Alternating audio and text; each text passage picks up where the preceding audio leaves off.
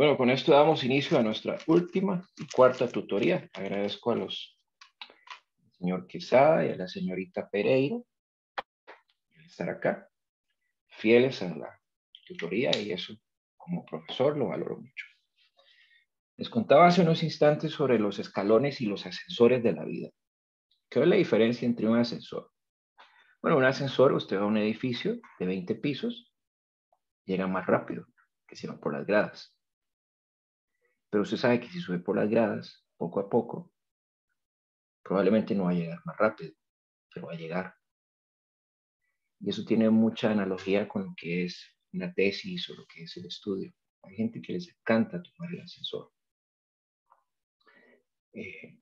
por lo fácil, por correr, el tomarse las cosas de la ligera, no querer aprender.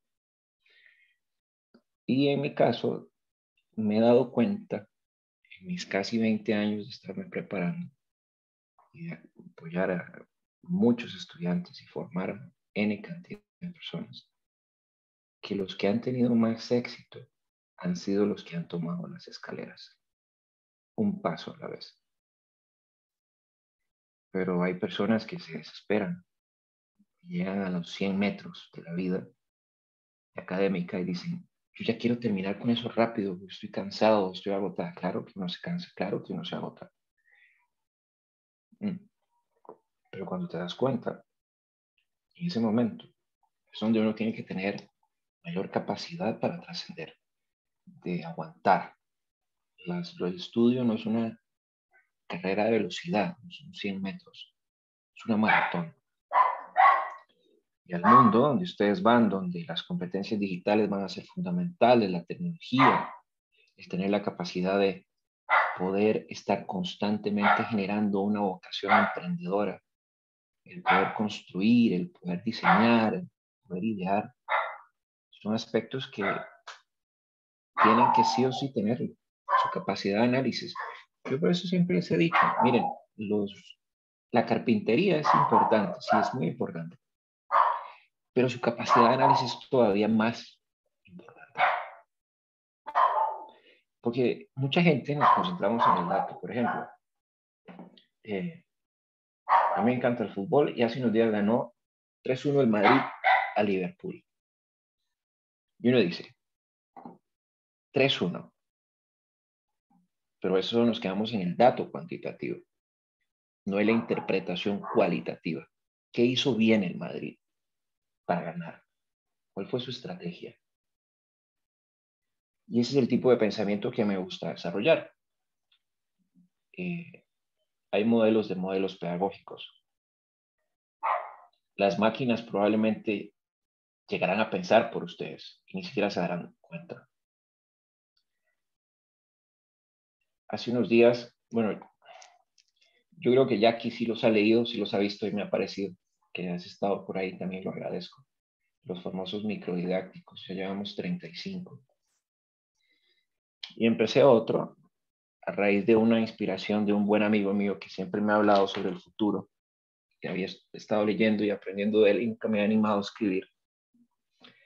Entonces ahora he agarrado la idea de ser futurólogo, futurista. En algún momento, estos audífonos, por ejemplo, estarán conectados a un ordenador y harán que las cosas se muevan por telepatía. Viviremos también espacios donde la nanotecnología nos permitirá hacer o recombinar los objetos. Y así sucesivamente les podría contar mucho de lo que uno ve y proyecta con base en lo que se viene realizando. Y si la capacidad de analizar, de introspectar, de ver, no es bien desarrollada en esta etapa, en este momento en donde ustedes están, después les va a ser más complejo, porque van a agarrar una dinámica en piloto automático y va a ser ir a trabajar, regresar a su hogar, las partes de ocio, y no van a tener el espacio suficiente como para poder aprender como lo hacen ahora. Hay un autor que se llama Voltaire, es filósofo. Dice, yo respeto tu punto de vista. Puede ser que no esté de acuerdo, pero lo defendería a muerte para que seas respetado. Si vemos hoy, ¿por qué hago este comentario? Una cultura hoy donde con 25% del padrón electoral tenemos un presidente. Y nadie se ha puesto a pensar en ello. Hay un desconcierto y un descontento popular. Entonces uno se pone a preguntar, ¿se votó en contra de una persona o en contra de un proyecto? ¿Voté a favor de una persona o a favor de un proyecto?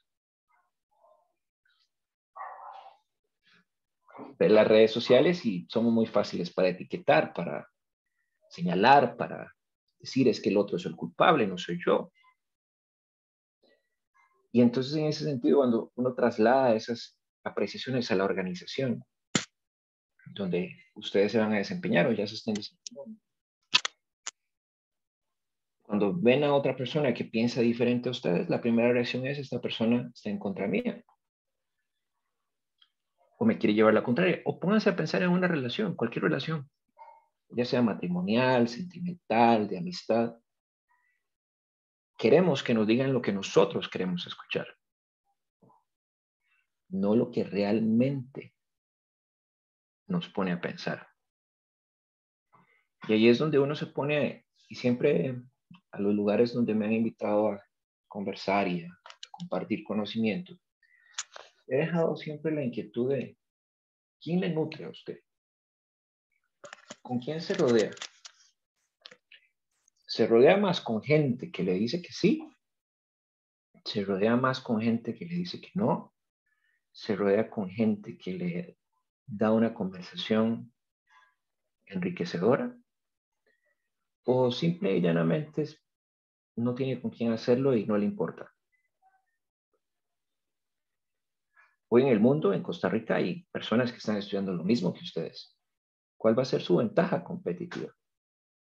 ¿Qué los va a hacer diferentes a ellos?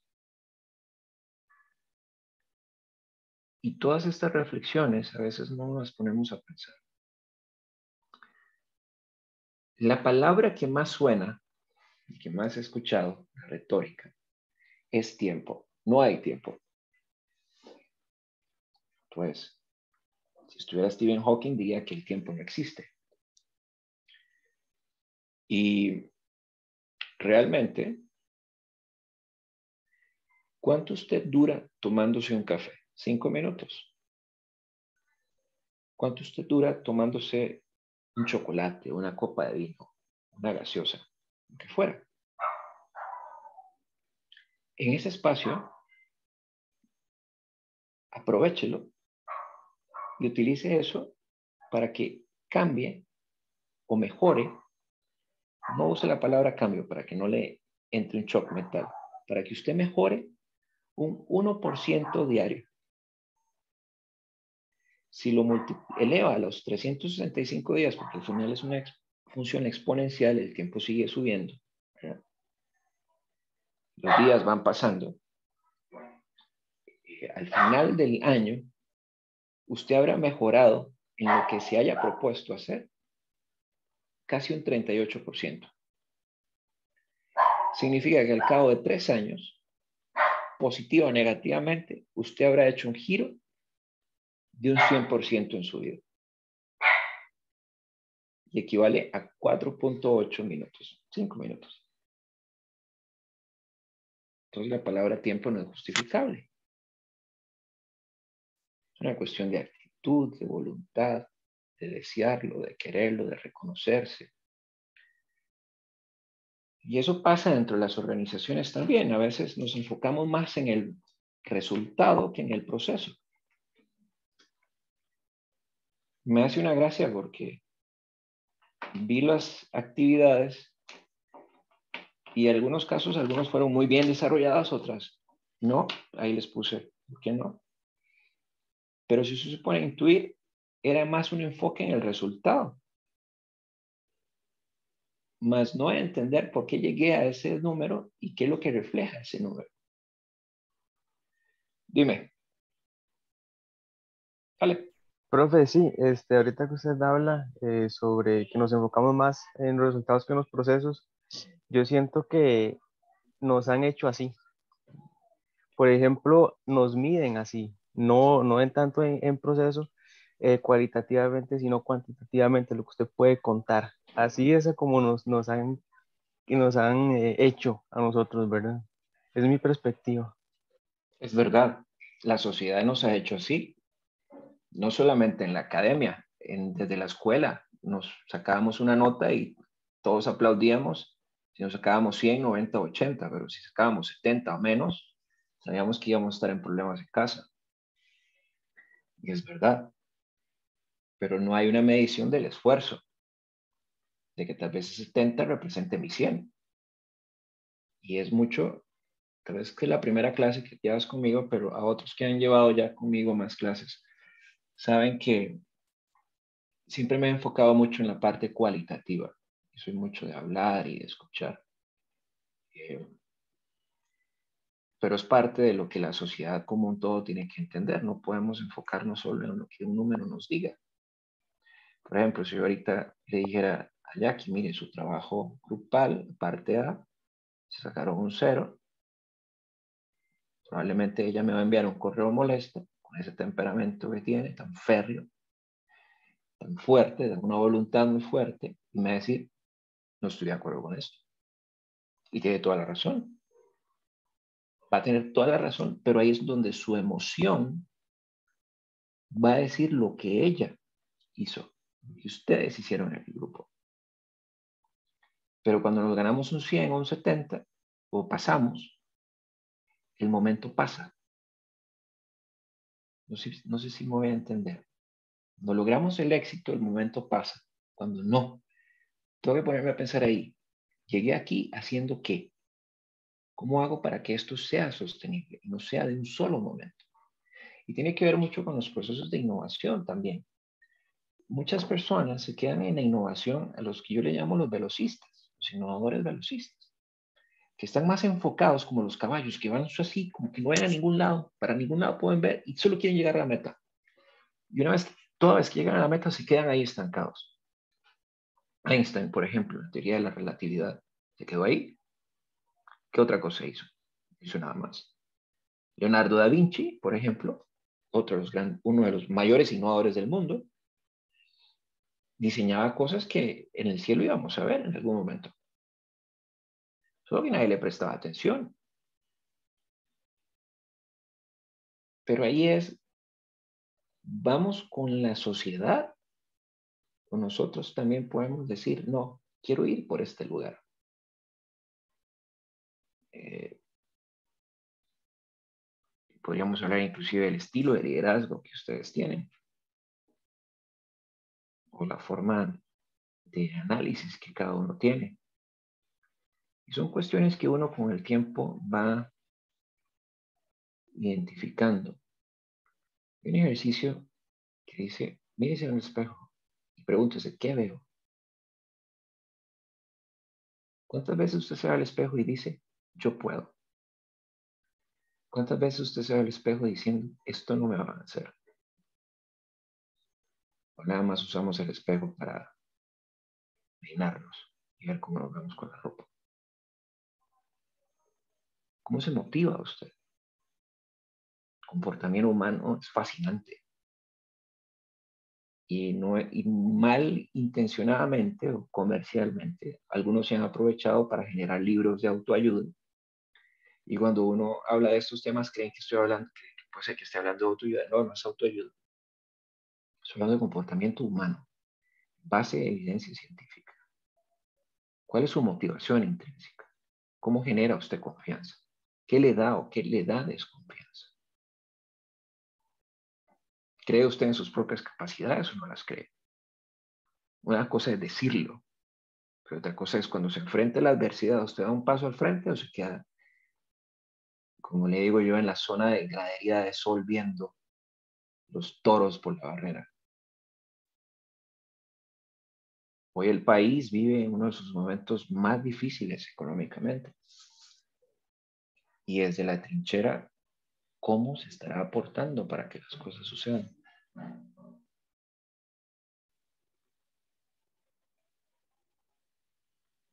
Pero cuando nos metemos a las redes sociales, lo único que vemos es odio tras odio y más odio.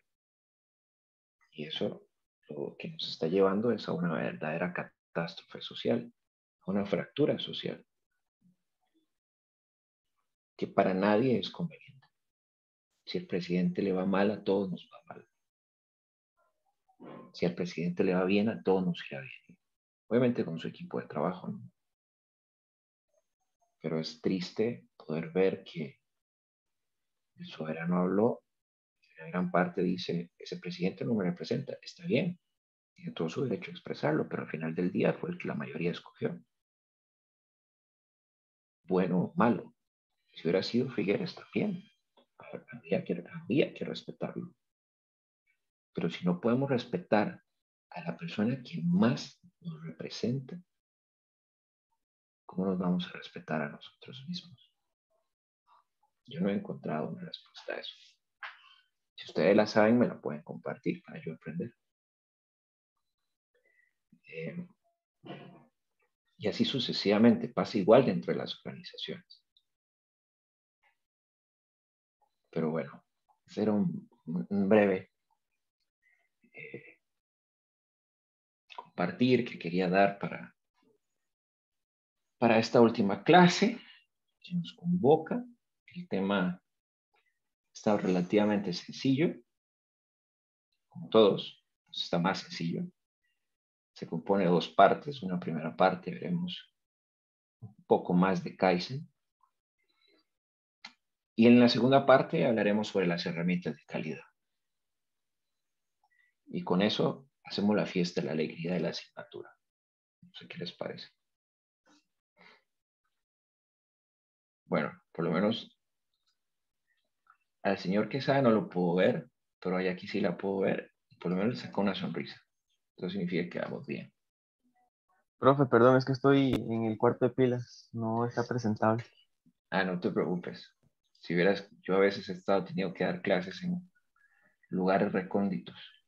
Sí. O sea, sabes que puedes difuminar el fondo, ¿verdad? Ah, sí, sí, aquí está la opción, pero Ah, ok. no, No, nada no más lo hice. o puedes poner otro fondo de pantalla, el que quieras también. Ok, perfecto. Hay uno muy bonito que sale del espacio y otro que sale de un lago y otro que sale de unas oficinas. Yo no sé si vieron, quiero hacer un pequeño ejercicio con ustedes dos. ¿Ustedes estarían dispuestos a recibir clases en el metaverso? Sí, sí, sí. ¿Ok? ¿Vos qué opinas, Jackie? Mm, sí, tal vez podría. Sí, y que un avatar te diera clases ahí. Puede ser. Bueno, les cuento que ya está funcionando esos pilotos. E inclusive ya hay empresas que se están reuniendo en el metaverso y se ponen su propio avatar y su propia vestimenta. Fabuloso. A mí me haría falta por lo menos el contacto humano, pero de que vamos a ver la ciencia ficción en su apogeo, lo vamos a ver, una realidad. Se está Tal haciendo vez cada vez más impersonal, ¿verdad, profe? sí, sí, y ya lo que es el vernos, el identificarnos, el reconocernos, ya no es posible. Eh, Inclusive el tema de la comunicación, las palabras. Eh, no es lo mismo, por ejemplo, que uno esté en una clase y vea la reacción de una persona ante un comentario y usted pueda identificar si está incidiendo positiva o negativamente. En cambio, en el mundo digital, tenés que estar, puedes tener la cámara activa o no puedes tener la cámara activa. En muchas de las reuniones que yo participo siempre pongo la cámara, pero las personas no la ponen. Entonces les digo vacilando, bueno, hagamos un trato. El que no se bañó o el que no se peinó, no importa. Vaya y se haga una cola, se echa agua en la cara y prende la cámara. Pero cada vez sí, efectivamente, es más impersonal, la comunicación se queda más eh, al aire, pero creo que es un fenómeno cultural en Latinoamérica, porque en Europa no sucede así. En Europa te ponen la cámara, esté como esté, te lo digo. y donde estés, pero te la ponen. Excepto que ya la persona diga, mira, no, lo que esté en media calle, diga, no puedo ponerla porque estoy aquí en media calle, voy a llegar a la casa o a la residencia. Pero sí, en Latinoamérica es diferente, es vacilón. No en todos los países, pero la gran mayoría. Sí, quién sabe, profe. Yo pienso que hay lugares ahí en Europa como que no se preocupan tanto por su apariencia física o inclusive por su higiene, ¿verdad? Pues sí, hay de todo, ¿no? Hay de todo, pero, y por ejemplo, ¿cómo saben ustedes que yo ya me bañé hoy? ¿No lo saben? La otra persona que está al otro lado de la cámara sería imposible reconocerlo o saberlo. Eso es lo que vos decías muy bien, la parte personal. Si estuviéramos al frente, el hedor ya hubiera marcado una verdadera connotación de la situación. Claro. Pero en la cámara no sucede eso. En la cámara conozco gente que se pone una pantaloneta y una camisa y una corbata y un saco y así está en una reunión. Yo es que prefiero vestirme bien completo porque en algún momento tendremos que regresar a la presencialidad paulatinamente o de alguna forma u otra y el cambio para que no sea tan drástico. ¿Sí? Y por cierto, para aquello de las dudas que quede inmortalizado, yo me hallo bien temprano todos los días por aquello. Bueno, bien, empezamos. Quiero recordar algunas cositas que creo es importante, esta en particular. ¿Se acuerdan del factor de recuperación del precio? Lo vimos en la tutoría pasada. ¿Qué era eso?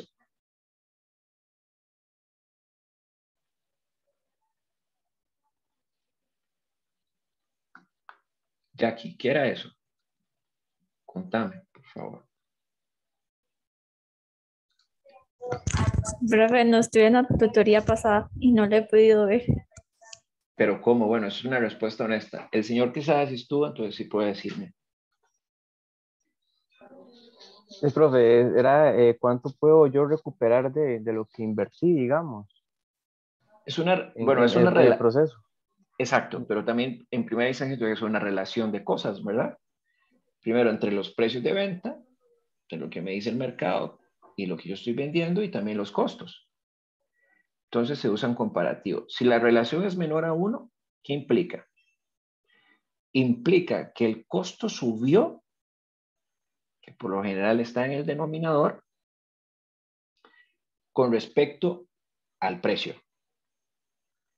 Si la relación es mayor a 1, significa que el precio,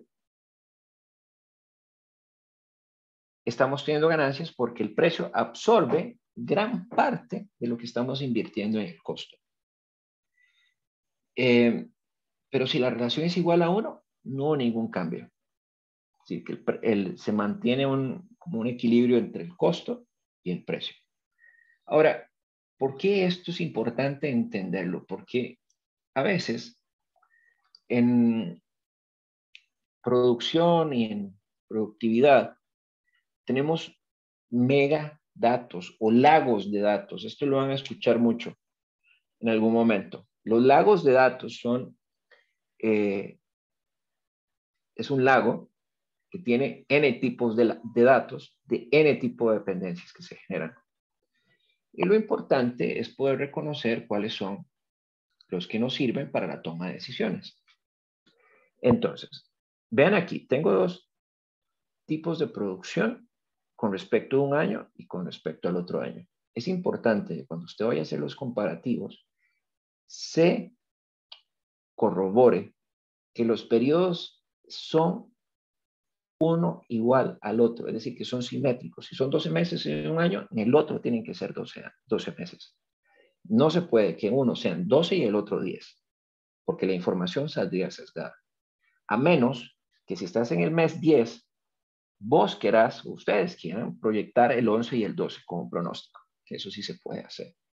Pero siempre los tiempos tienen que ser concordantes entre uno y otro. Luego, ¿cuál es el porcentaje de variación? Vean que, por ejemplo, tenemos en la producción total 49,000 en el primer año, en el segundo año 54,500. hay un índice de variación.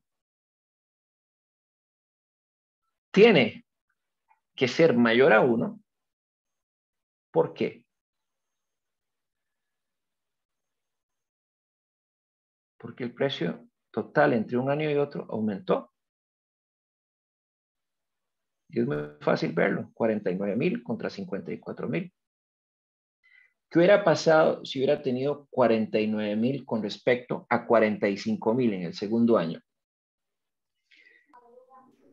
Daría 0, daría 0.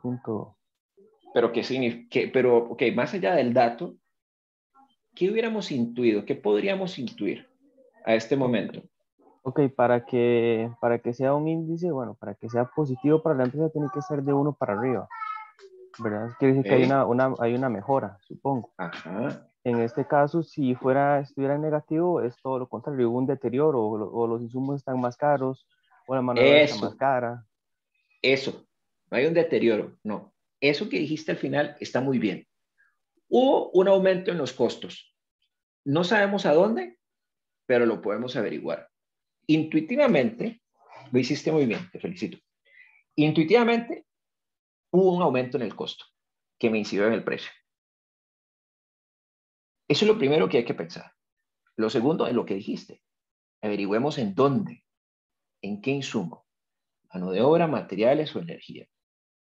Aquí es clarísimo que fue, a pesar, oígame bien, a pesar de que hubo un aumento en los insumos, pero vean que yo estoy comparando producción contra producción, insumo contra insumo. Pero cuando yo hago el total de los insumos, vean que el índice total de los insumos, ¿qué pasa con respecto a la rentabilidad?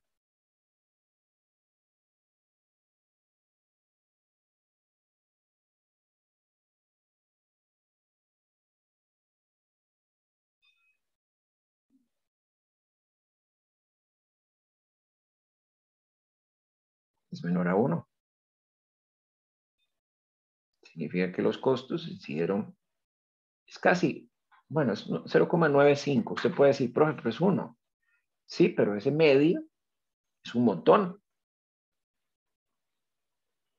Y si hubiera sido 0,7, los costos hubieran sido dramáticos que aumentaron.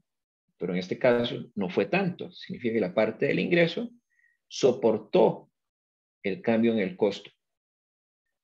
Sin embargo, nos está diciendo que somos ineficientes con respecto al uso de los costos. Entonces, hay que prestarle atención a los insumos y ver qué es lo que sucedió.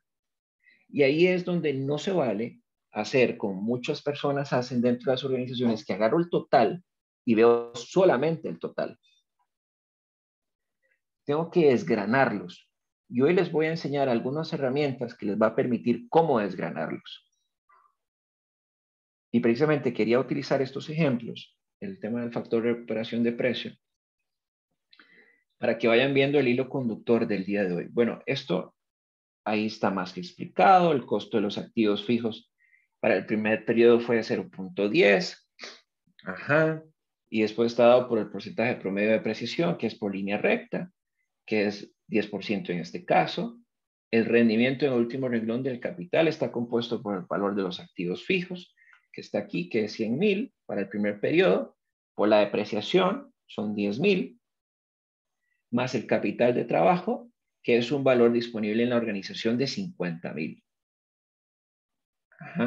Por eso tengo el activo, que me da 100,000, que ya me lo daban, pero también tengo el rendimiento. El rendimiento total, ¿qué es? El activo más el capital de trabajo. El capital de trabajo me están diciendo que es 50,000, de ahí salen los 150,000. Después, ¿qué otras cosas interesantes hay que ver? Bueno, la producción total, menos la mano de obra, menos el total de materiales, menos el total de energía, menos la depreciación total.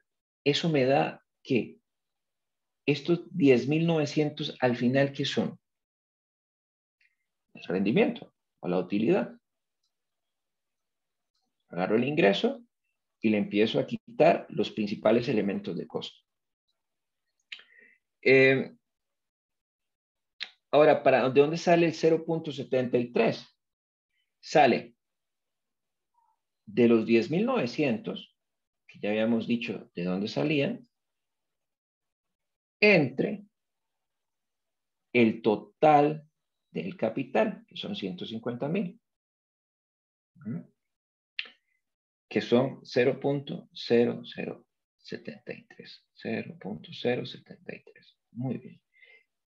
Y así utilizo el mismo para el segundo año, solo que en el primer año, vean que en el capital aumentó, pasó de 50.000 a 80.000, es decir, tuvo un incremento de 30.000. Esos 30.000 que me van a incidir en el rendimiento y en la utilidad.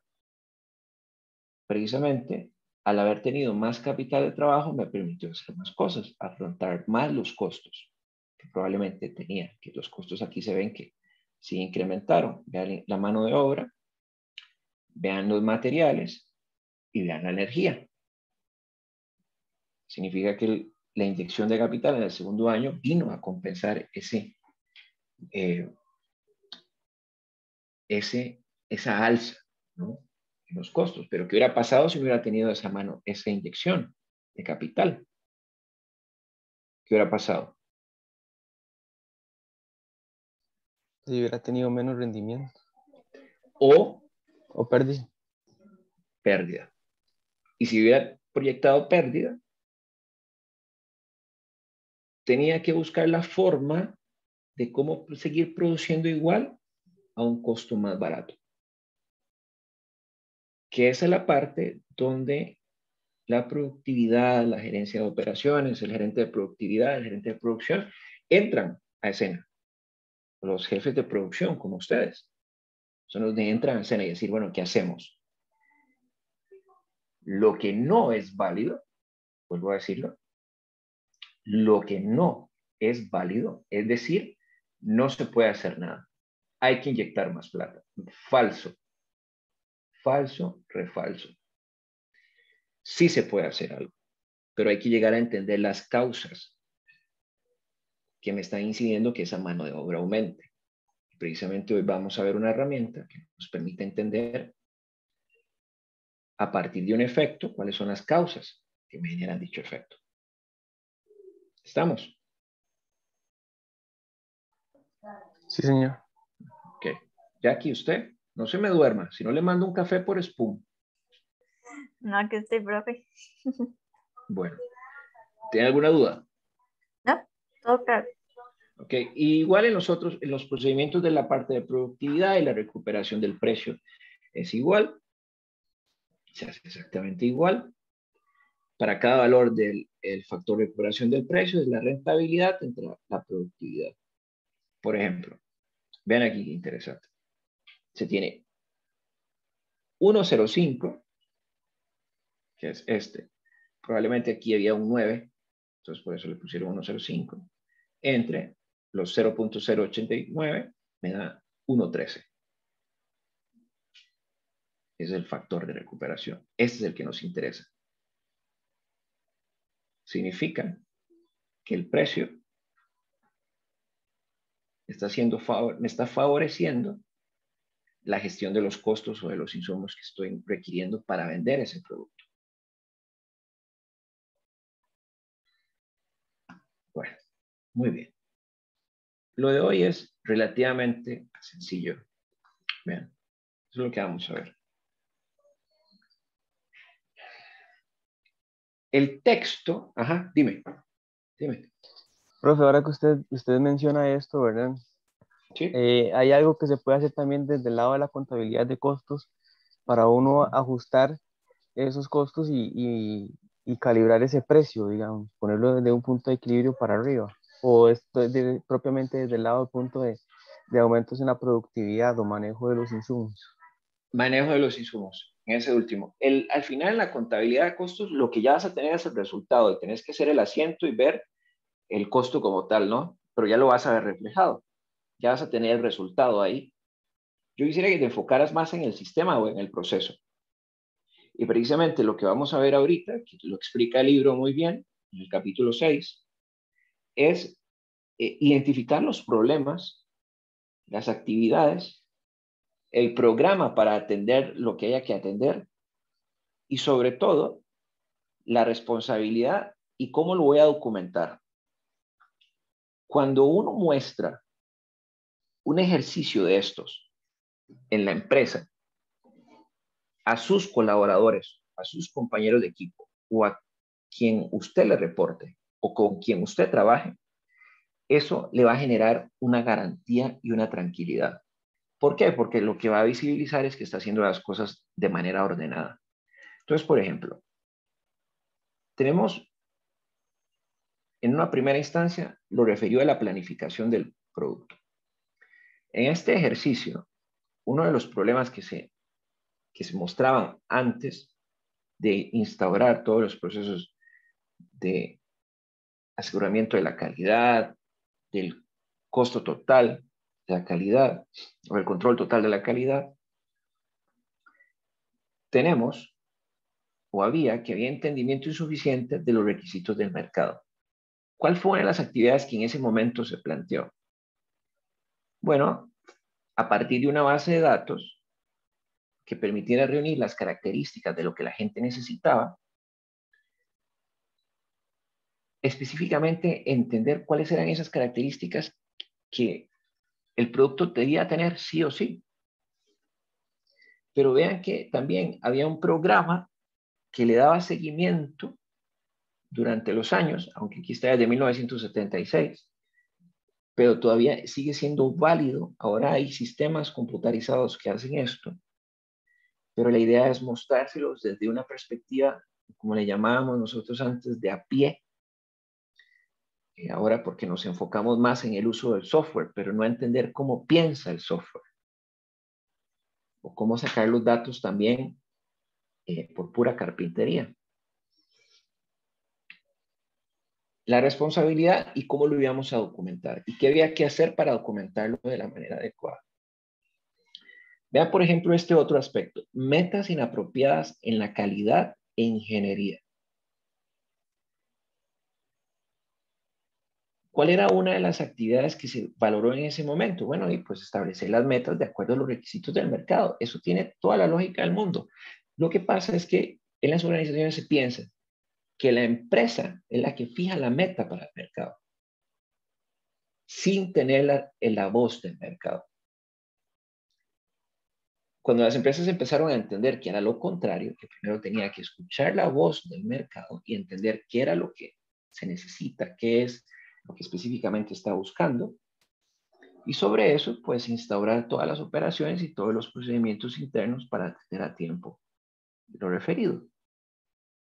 Y vean que también hay un programa, hay una forma de verlo en el tiempo, en qué diferentes momentos y hasta dónde se iba a llevar esto como una práctica aceptada.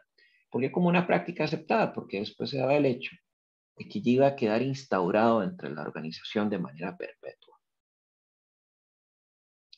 Y así sucesivamente, la correlación inadecuada del costo, de la calidad y la ingeniería, que eso es muy frecuente. A veces cuando preguntamos los costos y cuando entendemos el componente de costo y el conductor del costo y el indicador con respecto al proceso, hay una gran asimetría, es decir, que son completamente distintos, porque la persona de finanzas no entiende el proceso, pero no se involucra. Y el del proceso tampoco le explica al del financiero cómo tiene que plantearlo para que sea algo más real. Entonces, si ninguno de los dos cruza el puente de encontrarse, se obtienen datos errados o datos erróneos. Y eso también es muy natural encontrarlo y muy frecuente. Y igual así sucesivamente en lo que respecta para, aquí tengo la planificación, vean, después está el diseño, un modelo inadecuado, el despliegue y evaluación insuficiente de la calidad, siempre en lo que refiere a la preparación de la producción, por ejemplo, problemas en la introducción de nuevos productos. Vean que les costaba a esta empresa plantear nuevos bienes y servicios.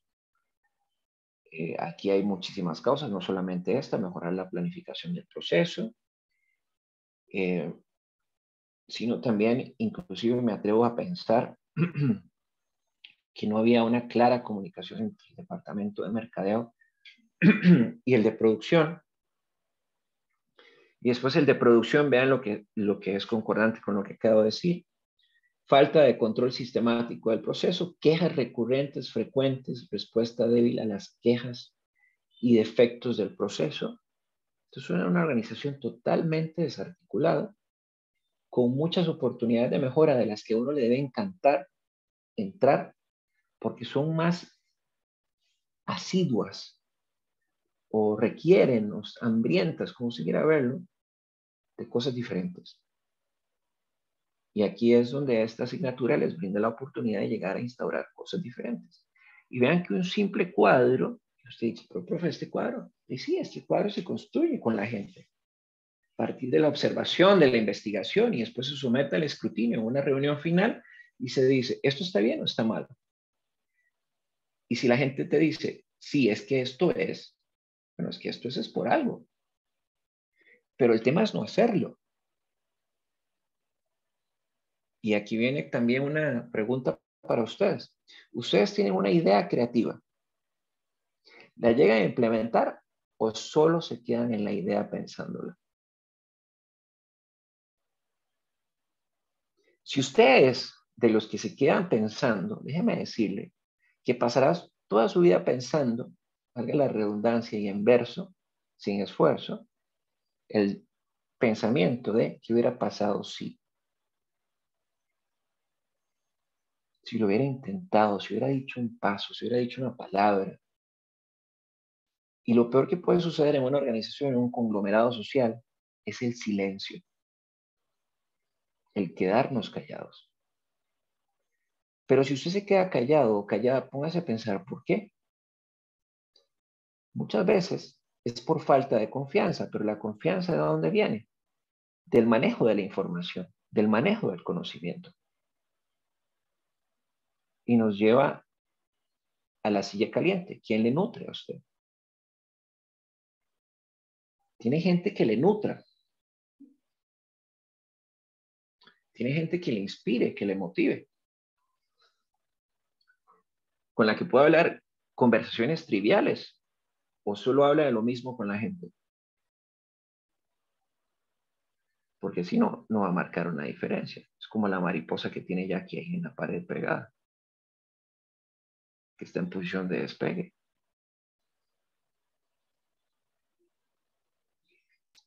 Y así funciona el aseguramiento de la calidad. A veces tenemos muy buenas ideas, pero no sabemos cómo plasmarlas. Esta herramienta, este cuadro es súper potente. Y vean que es nada más identificar los problemas, las actividades, un cronograma. ¿Quién va a ser el responsable y cómo lo voy a documentar? Nada más. Pero eso nos ordena, nos enfoca en las cosas que tenemos que atender en el corto, mediano y largo plazo. Hasta aquí, ¿cómo vamos? Facilísimo, supongo, ¿no? Vamos bien. Sigue siendo igual, sigue siendo el mismo ejemplo. Ahora ven, van a encontrar mucha historia dentro del libro cuando lo lean. Es importante leerlo, yo no los voy a aburrir con esa historia. Si no quiero entrar al fondo de lo que es lo más importante. La tabla básica de la calidad, ¿para qué sirve? Es una tabla que puede ser como una lista de requerimientos, donde dice cuáles son esos requisitos de calidad, de mercado y costos competitivos del producto. Muchas veces cuando hablamos de costos y hablamos de competitividad, tenemos que tener noción de quién es, contra quién estoy luchando, ¿no? En el mercado. Pero es probable que no tengamos toda la información de conocer el uso que tiene en cuanto a tecnología se refiere o la capacidad que disponga. Ahí es donde tenemos que hacer arduos procesos de investigación. Viene otro elemento importante para usted y su desarrollo en este campo en el cual se está formando. Si usted no investiga, se queda atrás. Si usted no lee, se queda atrás. Ahora, ¿dónde leer? En el Internet hay un montón, pero métase a las bases de datos de la universidad, en las revistas que les ofrecen. Hay buenas revistas académicas donde se han escrito aspectos más actualizados de los que estamos viendo hoy. Yo les estoy dando la base, pero sobre la base podemos construir un edificio de 40 pisos y no se va a caer. O si no, métase a Google Académico y escriba la palabra Kaizen para que vea cuántas referencias le va a aparecer. Ahora, ¿cuál referencia yo tengo que escoger? Escoja la que tiene mayores citas. Si ha sido citada muchas veces, más de 100, las del 2020 van a tener muy pocas citas porque son muy frescas, pero las anteriores puede hacer un comparativo entre las del 2020, 2021, 2022 con respecto a las que han tenido mayor calado de 1990, por ejemplo, 1980 también, y ve cómo ha habido una evolución en el conocimiento. Eso es importante saberlo. No quedarse con el conocimiento que nos dan, sino entender de dónde viene y hacia dónde va. Luego, las tablas básicas de la ingeniería de producción, igual, desde lo que tengo en materia tecnológica, si hay embotellamientos técnicos, pues si tengo una necesidad de tecnología, prácticamente es un inventario tecnológico, un inventario de producción, cuanto a capacidades se refiere. Estoy produciendo lo que puedo producir o estoy teniendo problemas con la máquina por falta de mantenimiento o ya por viejita. Bueno, tablas individuales de calidad. Esto es en empresas que producen muchos productos. Entonces, cada producto tiene que tener su propia tabla de calidad. Tablas de ingeniería de la producción individual, igual que la tabla anterior, solo que aquí esto es en términos productivos.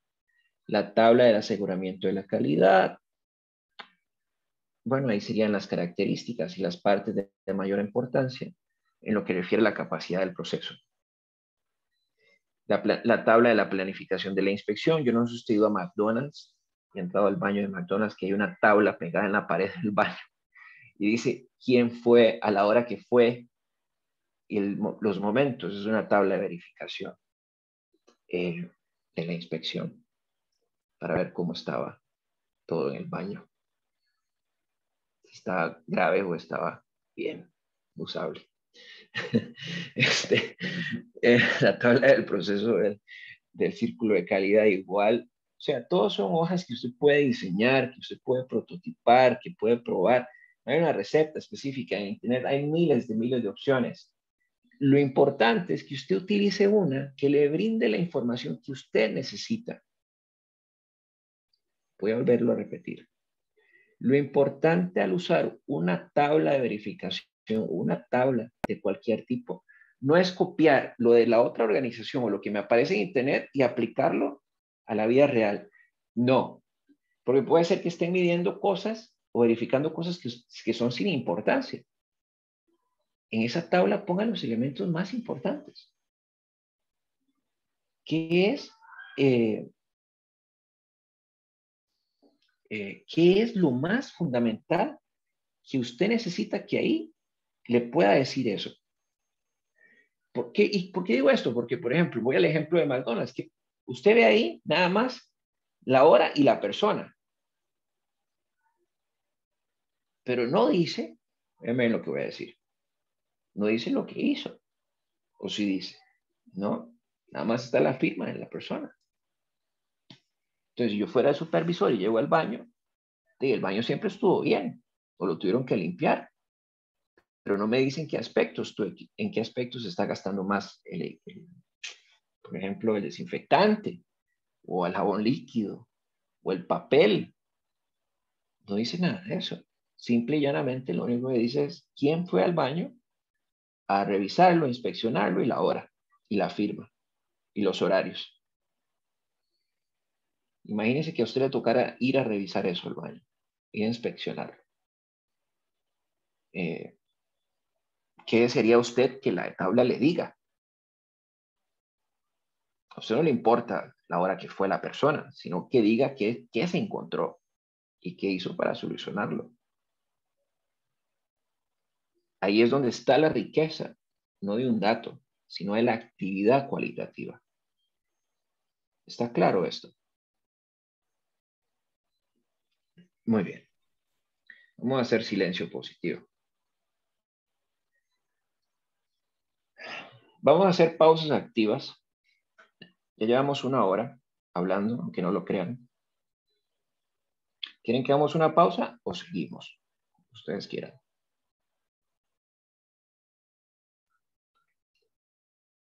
Por mí decían ustedes, profe, no tengo problema. Bueno, parece que la decisión recaerá en la mujer. Jackie, ¿usted qué quiere hacer? ¿Quiere la pausa activa o quiere seguir? Sigamos, profe. Pues, ok, perfecto. Muy bien, seguimos entonces. Vean, en el tema de las herramientas, es importante que ustedes vean que lo que yo les acabo de decir tiene sentido, pero ya más desde un punto de vista de planificación de un producto hasta su venta. Vean que la planificación del producto, ¿cuáles son las herramientas, las tablas que yo voy a necesitar? Tabla básica de calidad y de alguna forma u otra, la tabla individual de calidad. ¿Qué me va a permitir? Pues generar análisis de la información, a generar análisis teórico y análisis empírico. Después en el despliegue está la tabla básica de la ingeniería de producción, la tabla individual de la ingeniería en producción y la tabla de planificación del proceso. Vean que cada uno, ya sea de manera vertical, que es todo el proceso desde que se diseña hasta que se vende. Y en la parte horizontal está todo lo relativo a la calidad, el despliegue, su análisis y el despliegue de la ingeniería de la producción. ¿Qué me sirve a mí este diagrama entender? Situarme dónde los tengo que ubicar. Simple y sencillamente eso. Y no es que la herramienta, como a veces se mal interpreta, que la misma herramienta se utiliza para cada uno de los procesos. No es así. Todas tienen su razón de ser. Pero si no sabemos usarlas, no vamos a obtener la información que queramos en el tiempo. Vean, por ejemplo, la tabla de la encuesta de la calidad.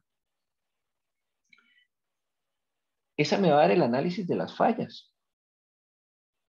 Obviamente no era un despliegue de ingeniería en producción porque ya terminó la producción ahí, más bien ya estamos en la parte final del proceso. Pero ese análisis de fallas es solamente para producción o es para toda la organización, los resultados. ¿Qué me diría Jackie? ¿Y por qué sí y por qué no?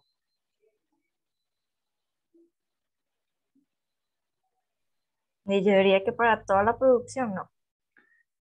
¿Para toda la organización o solamente para el departamento de producción? Yo diría que para toda la organización porque es un conjunto. Todos tienen que Exacto, llevar el mismo trabajo, por decirlo así. exacto. ¿Qué parte de su cuerpo le dice si usted está accionando bien o está accionando mal? ¿Y el cerebro? No, El corazón, el pulso, también. su ritmo cardíaco. Entonces, ¿dónde usted debería ver cómo está su ritmo cardíaco organizacionalmente? No solamente en la salida, sino en la entrada también. Entonces, vea que desde la tabla básica de la calidad hasta la tabla de la encuesta de la calidad de cara al cliente es fundamental, pero todas se utilizan al fin del día. Su análisis va a ser diferente dependiendo de lo que usted esté necesitando entender como fenómeno y también del tipo de industria y del producto o el servicio que usted esté brindando. Perdón, lo que quiero decir es que no hay una receta para esto. Tiene que tener la capacidad de ser creativo. Esto le puede servir de guía, pero probablemente no todas va a tener que utilizarlas. Hay mucha gente que en el proceso, por ejemplo, en la tabla de la planificación de la inspección, involucra todo lo referido al proceso de control de la calidad. Entonces hacen una sola, en dos. Entonces se simplifican dos momentos. Tienen todo consolidado en una sola herramienta. ¿Eso es válido? Sí, es muy válido. ¿Es frecuente? Sí, es frecuente. Sin embargo, en organizaciones muy grandes no es tan frecuente. ¿Por qué? Porque entre más grande la organización no es tan frecuente. O no es recomendable. ¿Por qué creen? ¿Qué pasaría con los datos? El profe, que al ser tan grande es más compleja, más difícil. ¿Y qué pasaría con los datos? De ahí tienen que ser unos volúmenes de datos muy grandes, ¿verdad? Es así complicado el análisis. No pienses solo en el dato. Piensa, tendrías datos. Es como que si metieras en una bolsa de confites todo tipo de confites. Y yo te dijera, ¿cuántos Milky Way tiene ahí? Usted qué me dice, profe, no lo sé. Ya vi que los Milky Way son los favoritos de Jackie. Hay que enviarle Milky Way. Ese es el ejemplo clarísimo de lo que pasa en la parte de productividad y el llevarle el pulso a las cosas. A veces, entre las organizaciones más grandes, metemos toda la bolsa con confites de diferentes tipos. Pero cuando queremos llegar a la raíz de un tipo de confite, lo combinamos con otro. Y damos por sentado que ese otro impacta al que yo quiero medir. Y no es así. Es mucho más trabajo el llevarlo individualmente, pero para eso hay sistemas que ya lo hacen. Por ejemplo, el ERP lo hace.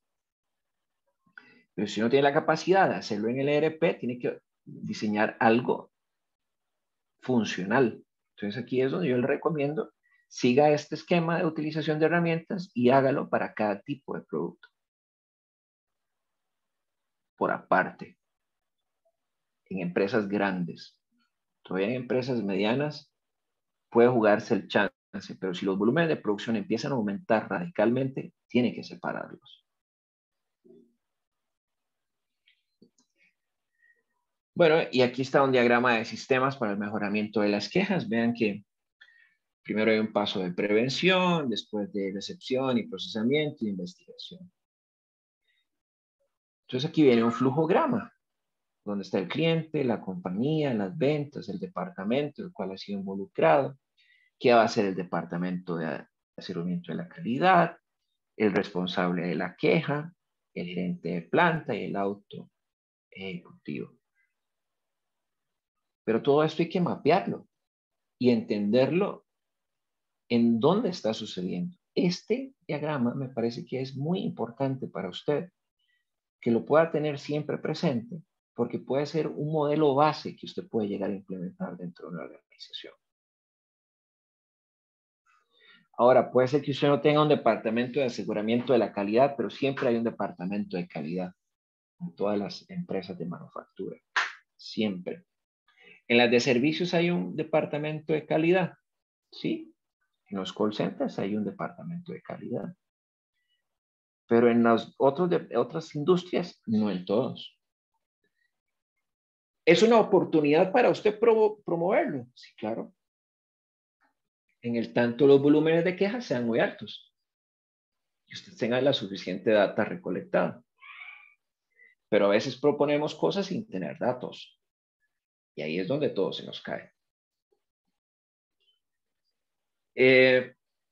Vean que el diagrama se vuelve y se hace mucho más grande.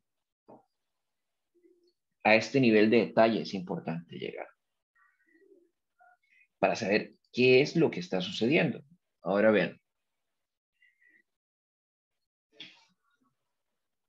El libro tiene una parte que me pareció muy filosófica y muy interesante, también por la población que tengo como estudiante, de que a veces, entre más jóvenes, más rápido queremos aprender, más rápido queremos que las cosas sucedan.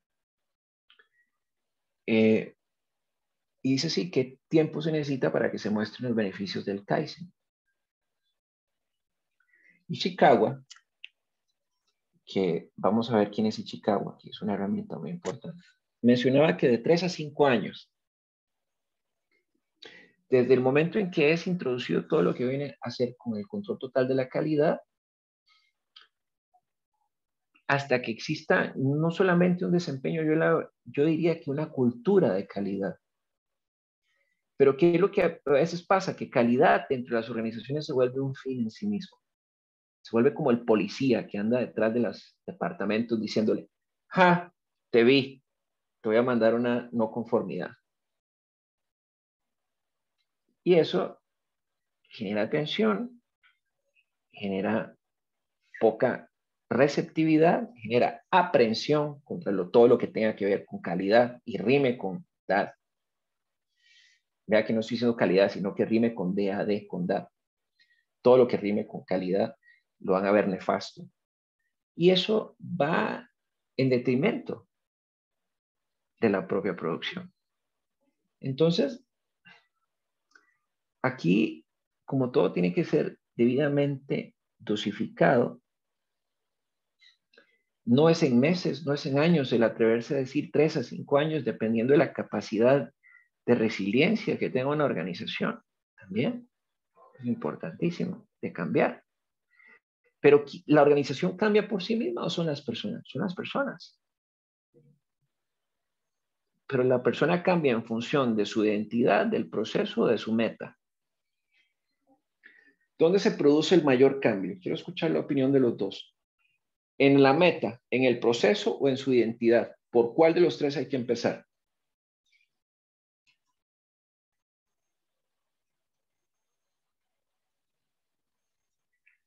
Ya que ya Perdón, profe. participábamos, decí vos primero, sí, muy bien, que he dicho que activas el micrófono.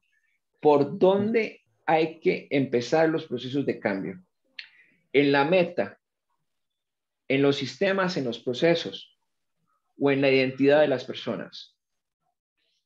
Yo creo que primero hay que empezar introduciendo esta cultura de cambio directamente en las personas, Es decir, en la identidad.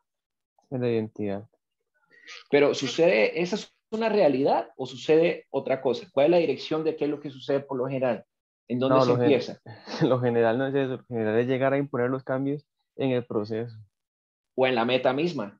Te Yo, dicen la meta, sí, lo primero que te dicen es tienes que cumplir esta meta. sí. Y Y tenés que hacer empezás, esto. exactamente, entonces decís, tengo que hacer la meta, tengo que cumplir la meta, tengo que hacer esto, pero se olvidan de mi identidad, de mis creencias, de por qué tengo que hacer eso. Jackie, ¿qué piensa usted? Igualmente en la identidad, pero tendría que empezar por el supervisor o quien quiere implementarlo en el proceso. Primero tiene que empezar él haciendo el cambio para que los demás lo sigan. O sea, en la identidad propia del líder. Ujú. Pero el líder a veces llega y nos dice, no, la meta es esta, hay que hacerlo así y ya, Entonces no es un líder. es un jefe. Ujú. Claro, pero ahí también ese jefe recibe órdenes de arriba. Entonces, Sí, recuerde que el... es, Dale, sí, dale. es un todo. O sea, tiene que empezar por el de más alto hasta llegar al más bajo. Precisamente por eso se habla de la identidad de la organización, que la organización la contemplan todas las personas, Ujú. para que no sea excluyente. Porque cuando uno habla de una relación de jefe y de colaborador, queda muy al aire o muy subjetiva de a qué nos estamos refiriendo o a quién. Pero cuando hablamos de la identidad de toda la organización, que al final está la marca en las personas, empezamos en todas las personas de la organización, donde todos los puestos son importantes. Y recuerden que el Kaizen, una de sus principales características es esa, ¿no? Eh, si yo quiero ser mejor que la competencia, tengo que empezar a encontrar cuál es mi propia identidad y lo que marcará una diferencia con respecto al otro, es decir, el valor que yo voy a generar. Pero si ese valor no se lo doy en función de lo que yo creo y por qué lo estoy haciendo, el cliente lo único que va a recibir es un producto, pero no va a recibir más allá de ese producto. Solo va a recibir un resultado. Y así es como funciona el Kaizen. El Kaizen es todo lo contrario. ¿Cuáles son algunos elementos que toda empresa tiene que entender o toda administración para implementar el Kaizen? Bueno, toda la organización está comprometida con el Kaizen como una estrategia competitiva. Ahora, ¿se encuentra la empresa dispuesta a invertir el tiempo suficiente para que el Kaizen sea una realidad, sí o no? Aquí es una respuesta de sí o no. Sí, ok. No, entonces no hay que hacer ningún intento. Pero si es sí o si es no, en el caso de no, específicamente, nos corresponde o les corresponderá a ustedes explicar por qué es importante entender el Kaizen y darle una oportunidad de llegar a ser implementado. Bueno, se habla de las metas funcionales y que son transversales, de lo que hemos hablado ahorita, de que es toda la organización. Pero sin recursos no hacemos nada. Tenemos los recursos y la gestión del conocimiento para que las personas entiendan por qué es importante hablar de Kaizen y todo lo que involucra. Y la estructura actual, y esto sí es importante también, y esto, vean, si ustedes supieran hoy dentro de las organizaciones cómo esto cada vez está siendo más difuso y confuso entenderlo. Las organizaciones hoy en día se están estructurando en función del costo, de lo que cuestan, más no de establecer un proceso robusto y sostenido en el tiempo que parta de la identidad de la cultura, los procesos y la meta. Entonces están más enfocados en lograr la meta a toda costa. Y ahí es donde entonces uno se da cuenta que la organización no está preparada para hacer los cambios. Y caemos en un mero desorden. Y eso es los capítulos 6 y 7. Sencillo. Lo lean y se acuerden de este video o regresen al video, van a ver que es muy concordante. No se queden tan... La historia es importante conocerla, pero si no le gusta la historia, entienda cómo lo que yo acabo de decir se vuelve una realidad con los ejemplos que ahí vienen, pero con lo que yo le acabo de explicar, tendrá más que suficiente. Ya en la parte práctica hablaremos de las herramientas de calidad, que esto es el material complementario. Esto es importantísimo. Vean, la primera herramienta de calidad, la hoja de comprobación y registro. Vean qué interesante. Estas partieron en su génesis para recolectar datos en lugares donde no había. Vean que pueden leerla mientras que lo explico, pero que vean que el ejemplo, a mí me gusta hablar más con ejemplos y con historias. Tienes una hoja en donde te dice la cantidad de clientes que tuviste de 7 a 9, pero en intervalos de tiempo. De 0 a 20 minutos llegaste a tener una frecuencia de 8 clientes. De 20 a 40 minutos tuviste 13. De 40 a 60 minutos tuviste 15. Es decir, en un intervalo de 7 a 9, en rangos de 40 a 60 minutos, es decir, de una hora, podríamos hablar de 7 a 8 y de 8 a 9, en ambos momentos tuvimos un rango de 30 clientes en total. Vean que dice únicamente 15. Pero estoy sumando los otros 15 del rango de 8 a 9. Porque ahí solo está de 40 a 60 minutos. El máximo es una hora. ¿Me siguen con esto? Jackie, ¿me está entendiendo esto, lo que estoy explicando? No. Ok. Señor Quesada, ¿usted?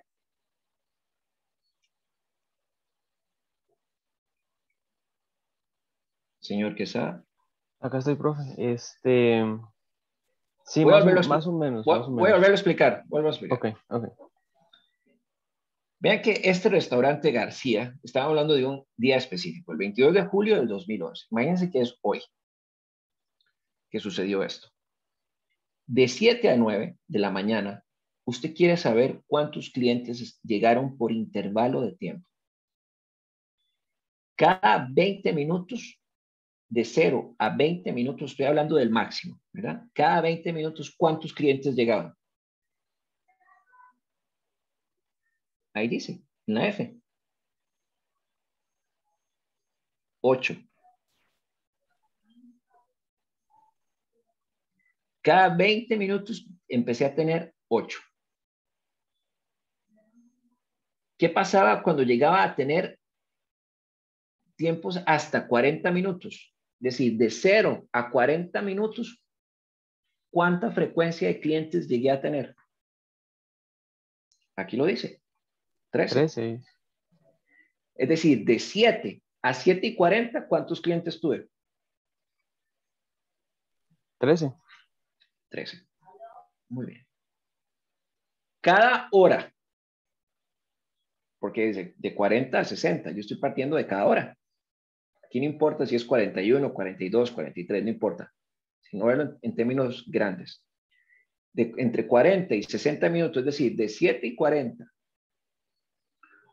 de 7 a 7:40 o de 7 a 8, que yo prefiero que lo entiendan, del periodo menor, de la hora menor, hasta el intervalo mayor. ¿Cuál es el intervalo mayor? 60 minutos en este caso, ¿no? Es decir, una hora. Cada hora, ¿cuántos clientes recibió el restaurante? 15. 15. Pero yo estoy midiendo de 7 a 9. ¿Cuántos clientes totales yo tuve de 7 a 9, según estos datos? 50. No, porque aquí estás viendo, no, yo estoy hablando del total. Ah.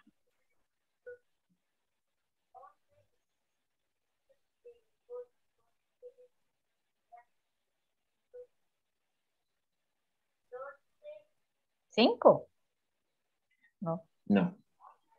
Voy a hacerlo diferente. Voy a hacerlo diferente. De 7 de la mañana a 7:20 de la mañana, ¿cuántos clientes habían? 8. De 7:20 a 7:40. 13. De 7 a 8, ¿cuántos tenía? 21. 15. No, No. 15. Ah, 15. 15. Aquí lo ves, Ya 15. entendí. Ajá. Aquí lo ves, 15. Entonces, ojo lo que voy a decir. De las 8. Muy bien. A las 8:20, ¿cuántos tuve? 9, dice ahí. 9. Si no es acumulativo, ¿verdad? Ahí dice 9. Muy bien. Ahorita vamos a ver esa parte. 9. De las 8:20 a las 8:40, ¿cuántos tuve? 5 tenía. 5. ¿Cuál fue mi máximo? El máximo fue de las 7:40 a las 8, que tenía 15. ¿Qué me puede decir ese dato si yo quisiera extrapolar a que en cada hora yo tuviera 15 clientes ahí? ¿Qué debo entender? Es un restaurante, ¿verdad? Ajá. Yo diría que eso le puede ayudar como para medir a qué hora en específico llegan más personas al restaurante. Pero no es no es que llegan, es por qué llegan. Pues, pues yo diría que por la entrada a los ¿Se, trabajos, no sé. ¿Se acuerdan lo que les dije al inicio? Vean que ustedes están haciéndome un claro ejemplo de quedarse en el dato, sino de intuir y decir por qué está llegando tanta gente de 7:40 a 8. Porque Por es los el desayunos. desayuno. Entonces, aquí hay varias hipótesis. La primera, la hora de entrada del trabajo, que es poco usual porque una jornada natural se entra a las 7 de la mañana. Habría que ver el tipo de población que está llegando, los gustos y preferencias de las personas que están llegando, y ver si esas cosas que yo estoy haciendo también de 7:40 a 8 las puedo replicar hasta las 10 de la mañana y puedo tener en cada hora ¿cuántos clientes? 15 sería lo mejor. 15. Entonces, si yo hago bien las cosas de 7:40 a 8 o cada hora, al final voy a llegar a tener 15 clientes, que era el ejemplo que le estaba diciendo a Jackie. Tengo 15 clientes cada hora. ¿Cuántos puedo llegar a tener en 2 horas? Eventualmente. Si lo hago lineal. 30. 15 más 15, ¿cuánto es? 30. ¿De dónde salen los otros 15, profe? Porque yo estoy pensando en que lo que yo hago bien de 7:40 a 8, yo lo voy a replicar todos los días para que en cada hora yo me asegure que tenga al menos 15 clientes, que esos 15 clientes, partiendo de que se pueden quedar una hora comiendo, el tiempo promedio de lo que la persona se queda comiendo, yo voy a tener al final del día de 2 horas, ¿cuántos? En el restaurante. 30 consumiendo. ¿Cuál es un dato que está haciendo falta en esa comprobación?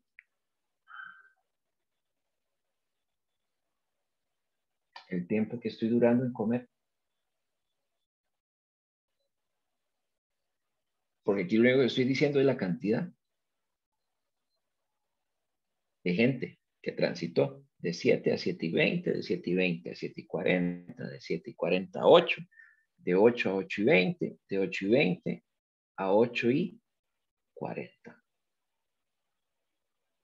Pero vean que empecé muy bien, pero ya a las 9 la gente se va, ya es porque probablemente ahí sí tenga más sentido que haya el horario de entrada, o que sea una población de adulto mayor, o gente que vaya al gimnasio.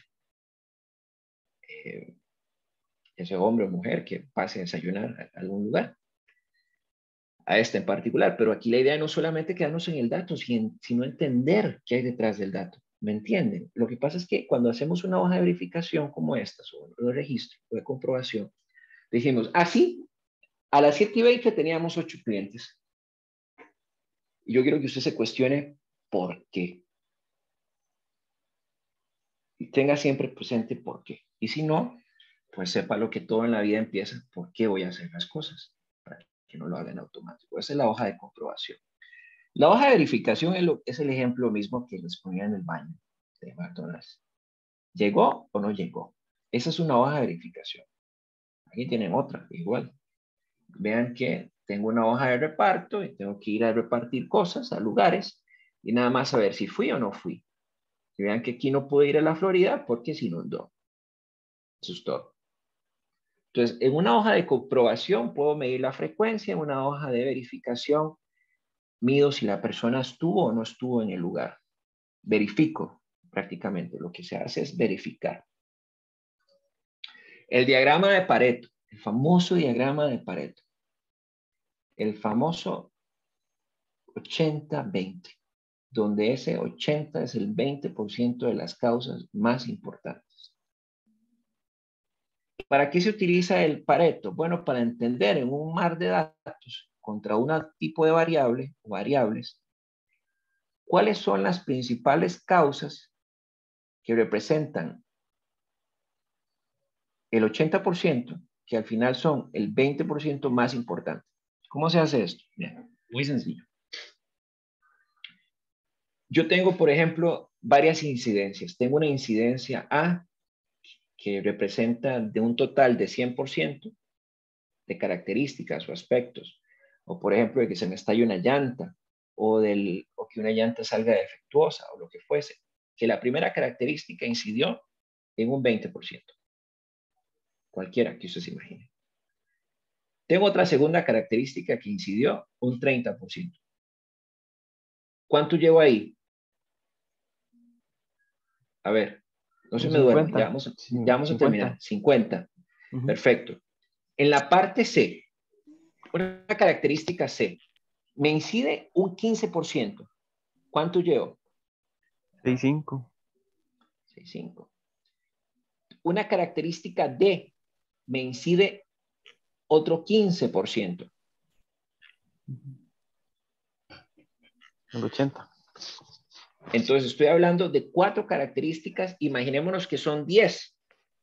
Y las restantes 10, cada uno implica un 2%. Entonces, ¿cuáles son las principales características que yo debería de fijarme? La A, la B, la C y la D. Profe, ¿pero por qué esas? Primero, por son las que representan más dentro del 100%, por los pesos ponderados que les acabo de decir, y luego porque al final del día, al sumarlas, suman un 80%. Entonces, en vez de fijarme en las 10 características y entender por qué la llanta está saliendo defectuosa, me voy a fijar en una primera entrada. ¿En cuáles? En las 4 que conforme este ejemplo son las que tienen mayor incidencia. Y eso es un diagrama de Pareto. Para eso se utiliza. Y precisamente eso es lo que dice aquí y lo que le traje para que usted lo pudiera leer. Ordena las situaciones, sean problemas en orden de importancia. Y cuando se tiene un problema seleccionado, permite ordenar las causas que le ocasionan. Ahora, este ejemplo A, B, C y D es a propósito que yo lo acomodé, que está en orden. Pero pueden ser que las características 9, 8, 7 y 4 sean las que representen el 80% y no las del 1 al 4. Entonces, ¿cuál es el truco aquí? Ver cuáles representan a nivel porcentual tienen un mayor impacto. Ese es el truco. Bueno, el libro habla sobre la historia, Wilfrido Pareto, famoso Wilfrido Pareto. Y bueno, hay toda una memorable historia que no me voy a tener en ello, pero ¿por qué es importante en calidad entender esto? Porque en calidad, como hemos visto, es un montón de cosas. Y a veces no tenemos tiempo. Ahí sí no tenemos tiempo para tomar decisiones. Tenemos que tomar decisiones muy rápido. Entonces, por lo general, el diagrama de Pareto es una herramienta muy utilizada en diferentes campos, no solamente de la productividad, de la ingeniería, sino de la economía, de la ingeniería, de muchas cosas, para poder discernir en dónde enfocarse a atender las principales situaciones que están afectando un fenómeno o están generando una causa, un efecto, perdón. El diagrama de causa-efecto. Vean, el diagrama de causa-efecto es uno de los nombres más utilizados. Otro es el de Ishikawa o otro es el diagrama de la espina de pescado. Cualquiera de los tres es lo mismo. ¿Qué es lo que hace? Bueno, identifica y clasifica, pero se utiliza para entender por qué está generándose un resultado, un efecto, para prevenirlo, para entender qué son las causas que están generando una situación y analiza una causa de un determinado problema. Vean, hay unas que son causas aparentes y causas reales. ¿Cuál es la diferencia entre una causa aparente y una causa real? ¿Qué creen? Sin leer, Jackie. No se me consuma en la pantalla, no haga trampa. Intuitivamente, aparente, de apariencia. Si es apariencia, puede ser muy subjetivo. Una real no es subjetiva y está fundamentada en un hecho o un dato. Esa es la diferencia. Entonces, ¿cómo funciona esto? Esto es así, miren.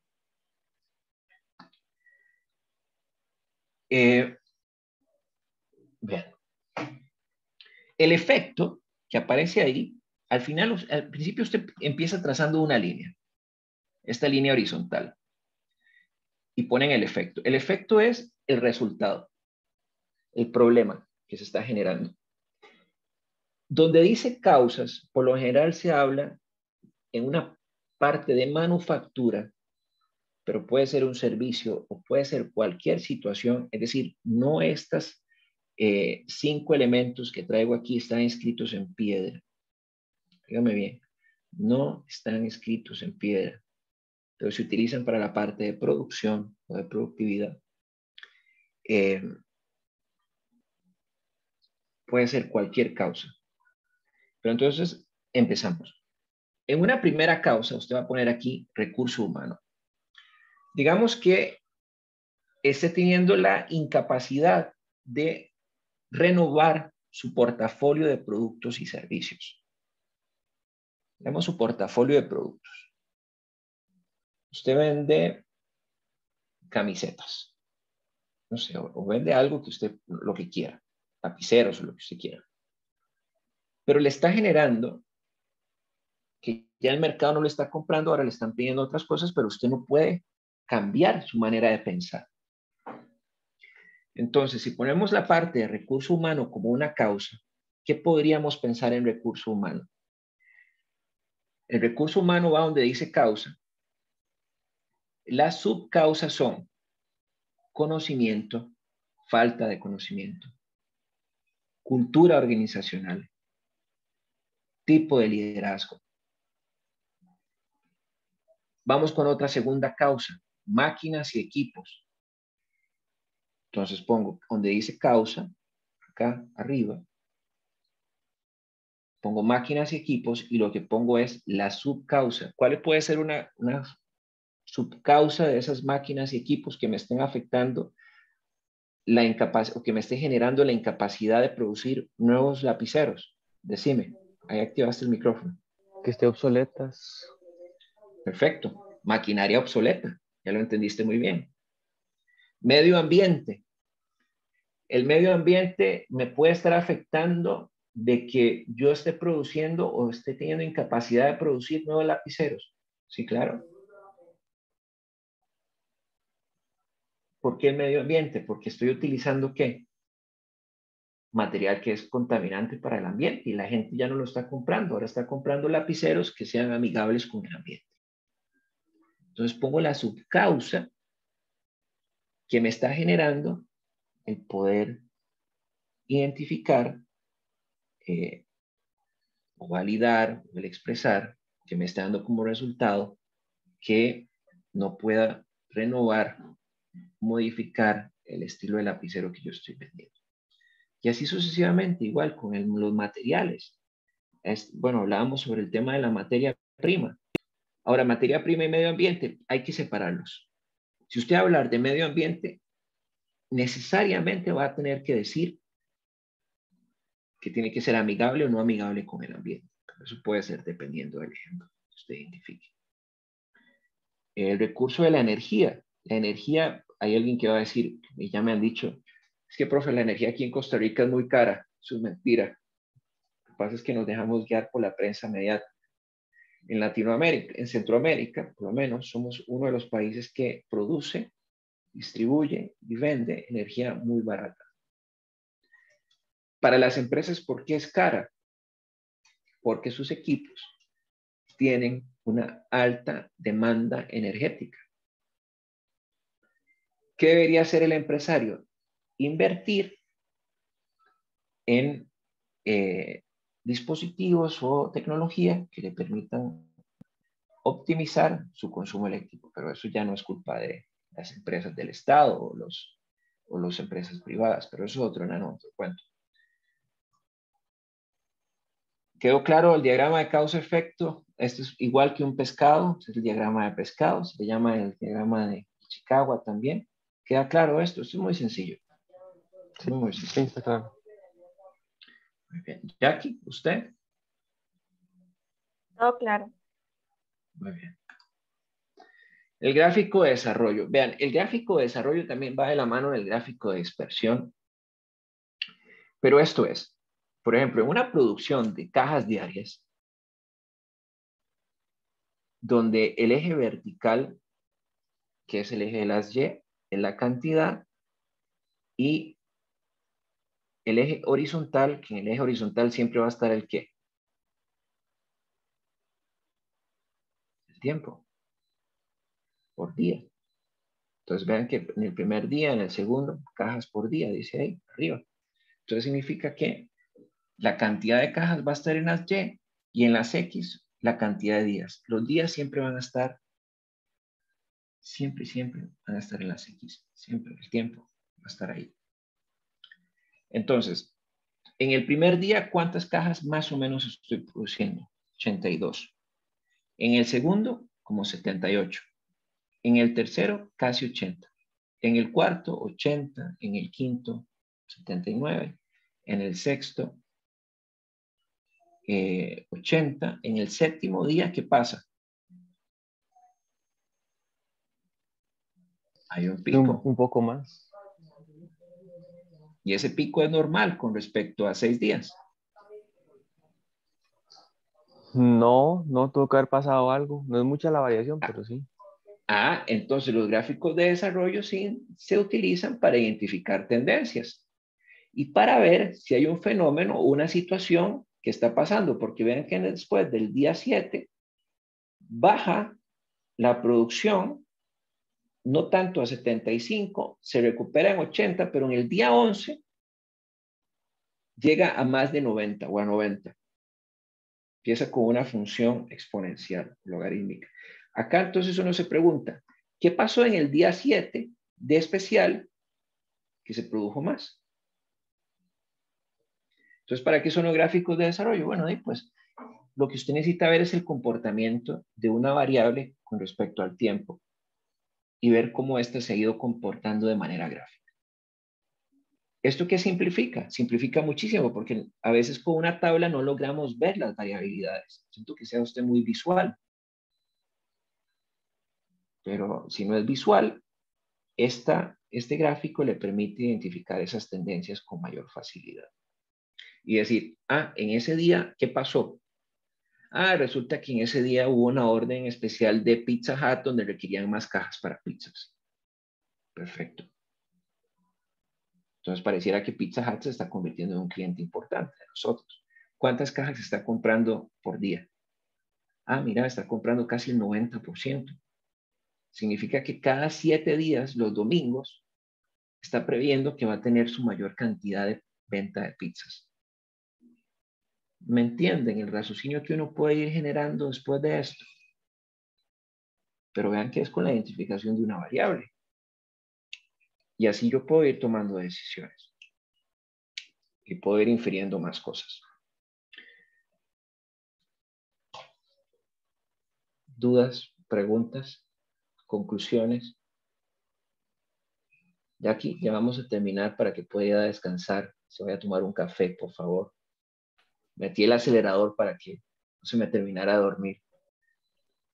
Pues esto era la tutoría, esto es lo que van a encontrar en lo que hay que estudiar. En los ejemplos está facilísimo el ejemplo del material complementario. Si entendió esto, va a poder hacerlo sin ningún problema. ¿Dudas, preguntas? No, profe, todo claro. Todo claro, profe. Bueno, yo no puedo dejar de pasar la ocasión para decirles gracias. Gracias por estar y venir a la tutoría. Y tómenme la palabra, si lo quieren. Si necesitan un director de tesis, lo hablan con el coordinador de carrera, el doctor Marco, que es el nuevo coordinador de la carrera de gestión de las operaciones y la tecnología. Y si él lo tiene bien, yo con mucho gusto. Con mucho gusto. He estado muy complacido con el desempeño de ustedes y sé que les va a ir muy, muy bien. Y en todo caso, si ocupasen una consulta de otra asignatura, pues nada más me escriben. Ahí tienen mis coordenadas. No solamente para ustedes, sino para el resto del grupo. Muchas gracias, profe. Muchas gracias, profe. Bueno, entonces les deseo mucho éxito. Cuídense mucho y espero topármelos en otra asignatura acá en la UNED. Muchas Muchas gracias, gracias. profe. Bueno, feliz descanso y feliz noche. Gracias, Hasta luego. buenas Igualmente, noches. hasta luego. Hasta luego. Hasta luego.